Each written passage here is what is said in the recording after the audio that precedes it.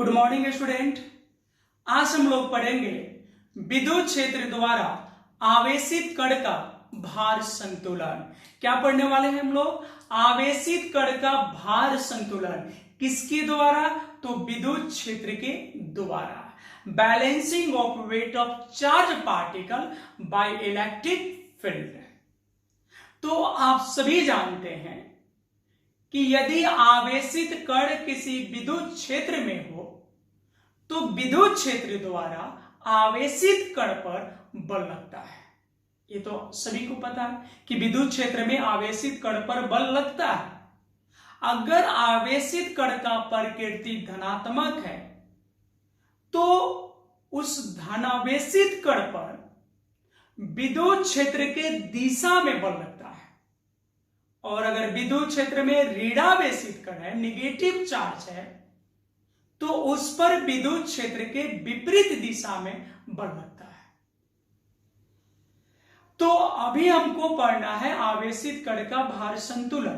तो आइए देखते हैं। हम मान लेते हैं, माना कि आवेशित कण Q है। आवेशित कण क्या है? Q है। अब इस आवेशित कण को विद्युत क्षेत्र में रखना है। और अभी पिछले वीडियो में, पिछले लेक्चर में हम लोग विद्युत बल रेखा को स्पष्ट किए थे। विद्युत बल रेखा विद्युत क्षेत्र तीव्रता के परिमाण और दिशा को प्रदर्शित करता है। यह भी स्पष्ट हुआ था कि विद्युत बल रेखाएं धनात्मक आवेश से उत्पन्न होती है और ऋणात्मक आवेश पर समाप्त होती है।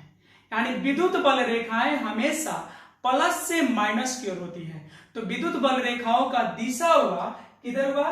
प्लस से माइनस की ओर। विद्युत बल रेखाओं का दिशा किधर हो गया? प्लस से माइनस की ओर हो गया। प्लस से माइनस की ओर।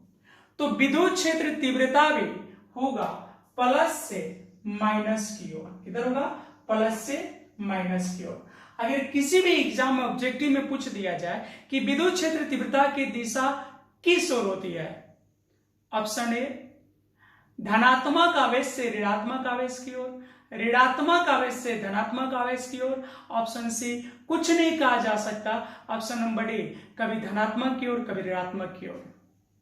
तो याद रखिएगा, विद्युत क्षेत्र तीव्रता की दिशा जो होती है वह धनात्मक आवेश से ऋणात्मक आवेश की ओर होती है। किधर होती है? धनात्मक आवेश से ऋणात्मक आवेश की ओर होती है। तो यहां पे प्लस से माइनस की ओर विद्युत क्षेत्र हो गया। और अब इस विद्युत क्षेत्र में हम आवेशित कण को रख दे रहे हैं। आवेशित कण का परिमाण अभी जो माने हैं वो प्लस Q है। ठीक है, प्लस Q है।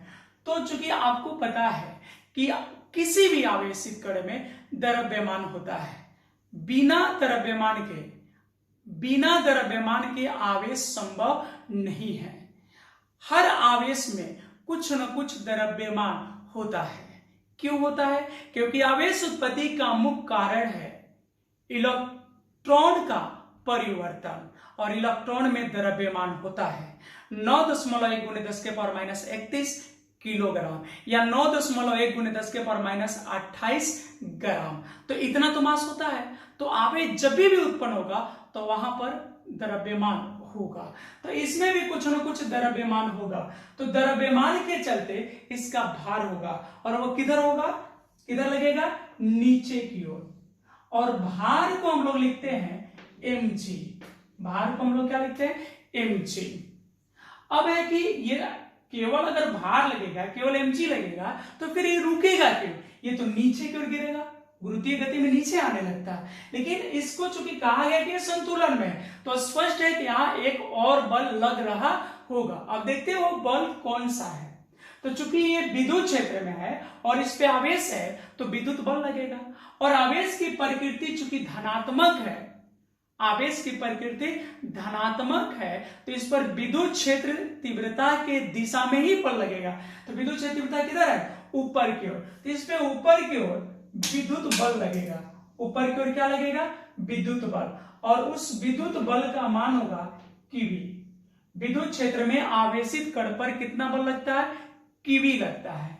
ठीक है, तो अब आते हैं यहां पे संतुलन के लिए हमको क्या चाहिए, संतुलन,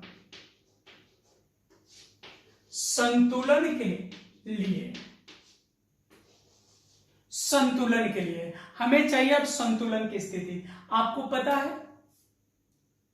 न्यूटन्स लॉ में आप पढ़े हैं कि अगर y अक्ष के अनुदिश संतुलित है तो sigma F Y equal to हो जाएगा 0। Sigma F Y equal to कितना हो जाएगा यहाँ पे 0।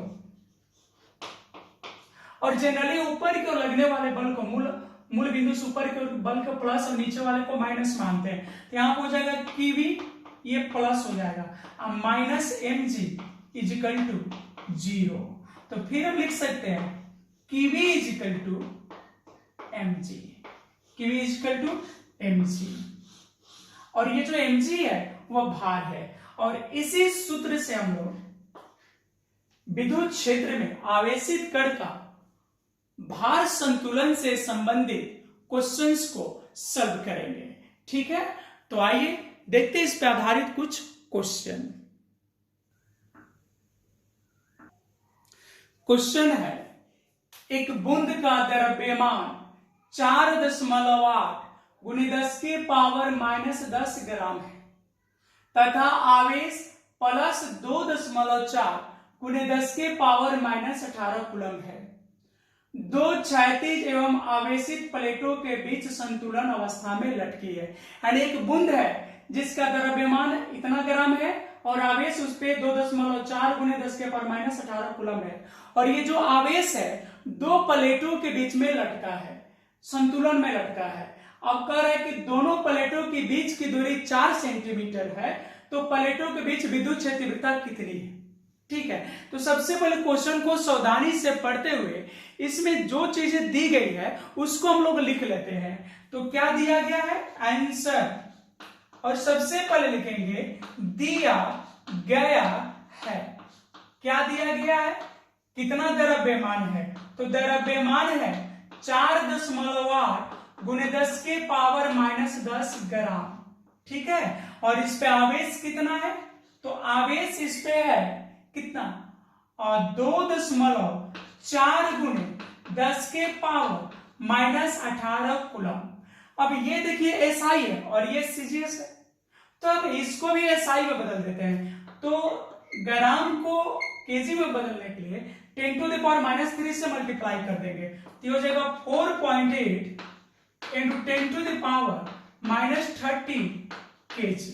ठीक है, और दोनों प्लेटों के बीच की दूरी को हम d मान लेते हैं, और d है 4 सेंटीमीटर, ये भी सीजीएस में है, तो इसको मीटर में बदलेंगे तो हो जाएगा 4 × 10⁻² मीटर हो जाएगा। यहां तक कॉन्सेप्ट क्लियर है। अब देखते हैं कि प्लेट है, ऐसे दो प्लेट हो गए। ठीक है, ये बीच में चार्ज है, सपोर्टेड, इस पे प्लस है, इस पे कैसे आवेश है प्लस, और इस पे माइनस आवेश है। विद्युत क्षेत्र इधर होगा ऊपर की ओर, है ना, तो यहां पे नीचे क्या लग जाएगा, mg, और ऊपर लग जाएगा QV, है ना। और आपको पूछा है आपसे विद्युत क्षेत्रफलता, यानी E का मान हम लोग से पूछा गया है, यानी E का मान बताना है, विद्युत क्षेत्रफलता आपको बताना है। ठीक है, क्या बताना है, विद्युत क्षेत्र तीव्रता बताना है। ठीक है, तो अभी हम लोग जस्ट पढ़े संतुलन के लिए, आवेशित कण के संतुलन के लिए, संतुलन के लिए अभी जस्ट संतुलन के लिए हम लोग पढ़े हैं। तो संतुलन के लिए क्या था, तो संतुलन के लिए था क्या, संतुलन के लिए क्या था बोलिए, संतुलन के लिए क्या था, संतुलन के लिए था QV mg, संतुलन के लिए ही था ना QV mg। तो हमको E का मान चाहिए, तो E क्या हो जाएगा, तो E हो जाएगा mg/q हो जाएगा, mg/q। तो E, m क्या है, m है द्रव्यमान, द्रव्यमान कितना दिया गया है 4.8 और गुने 10 के पावर -13। और जी का मान सबको पता है 9.8 होता है, 9.8 मीटर पर सेकेंड स्क्वायर। ये गुरुत्वीय त्वरण स्मॉल जी का मान होता है। और फिर यहाँ पे है क्यू, तो आवेशित कण कितना है, तो आवेशित कण है 2.4 गुणे 10 के पावर कितना -18। ठीक है, ये इससे कितने बार में कट जाएगा, 2 बार में कट जाएगा।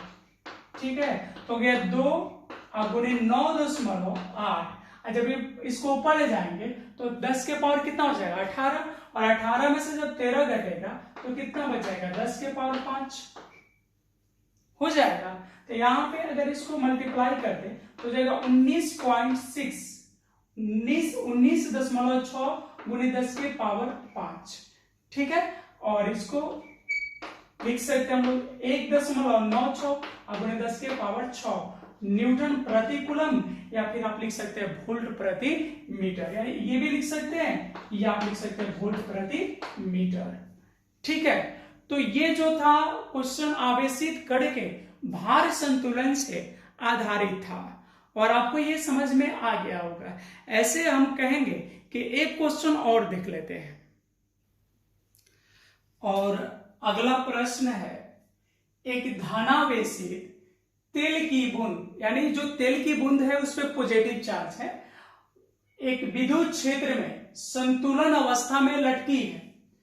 ठीक है, और कह रहा है कि यदि विद्युत क्षेत्र की तीव्रता 1.02 गुणे 10 के पावर -4 न्यूटन प्रति कूलम है और बूंद का द्रव्यमान 1.0 गुणे 10 के पावर -14 केजी है, तो बूंद पर आवेश ज्ञात करें। इस बार विद्युत क्षेत्र तीव्रता दे दिया और आवेश का मान पूछा है।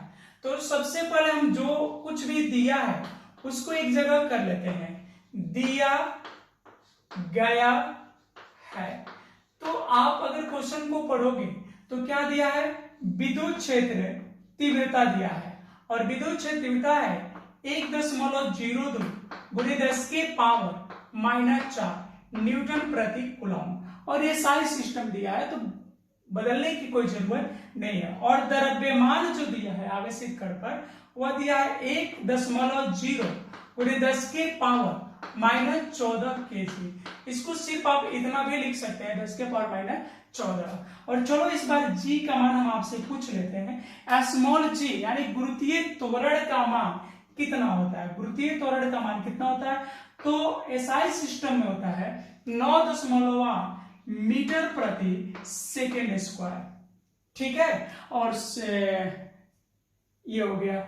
अब चाहिए मेरे को क्या चाहिए, बूंद पर आवेश यानी Q का मान चाहिए। किसकी मान चाहिए, Q का मान चाहिए। ठीक है, तो फिगर बना भी सकते हैं, नहीं भी बना सकते हैं। अब किसके लिए, संतुलन के लिए।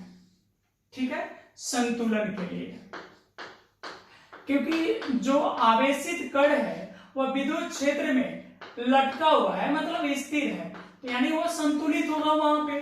ठीक है, तो संतुलन के लिए अगर कहें हम तो कौन सा सूत्र होता है, तो संतुलन के लिए होता है Qv = mg। Qv = mg ऐसे होगा ना, जैसे मान लो ये क्षेत्र है।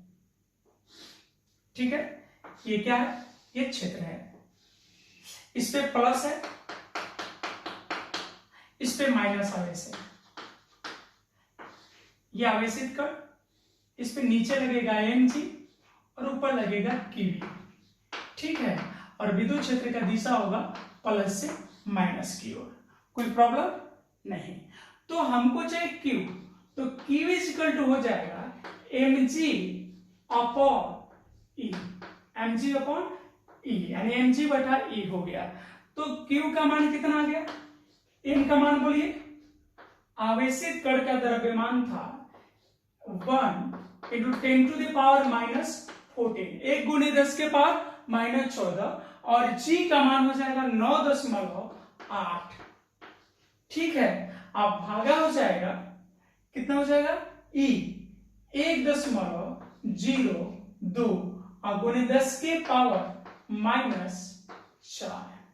ठीक है, तो Q = हो जाएगा 9.8 भागा इतना अगर करेंगे तो इससे थोड़ा सा कम आएगा और ये लगभग आएगा, आप लोग करके देख लीजिएगा, मेरे ख्याल से होना चाहिए 9.6 लगभग में आएगा, एक्यूरेट नहीं। अब 10 के पावर ये ऊपर जाएगा तो प्लस हो जाएगा, तो प्लस 4 में से 14 कटेगा -10 और मात्रा क्या हो जाएगा कूलम। तो इतना आवेश होगा आवेशित कण पे। अगर इस पे आधारित कुछ और भी क्वेश्चन रहेंगे तो इसी कॉन्सेप्ट के आधार पे आप उसको बना सकते हैं, ठीक है। और कुछ अगर डाटा को इधर उधर करे तो आपको घबराने की जरूरत नहीं, थोड़ा सा माइंड अप्लाई करेंगे आप, थोड़ा सा दिमाग को लगाओगे, क्वेश्चन आपसे बन जाएगा। जो मेन कॉन्सेप्ट था वो यही है संतुलन के लिए, ठीक है। तो आज के लिए इतना ही इस वीडियो में, अब अगले वीडियो में देखेंगे अगला कॉन्सेप्ट। धन्यवाद।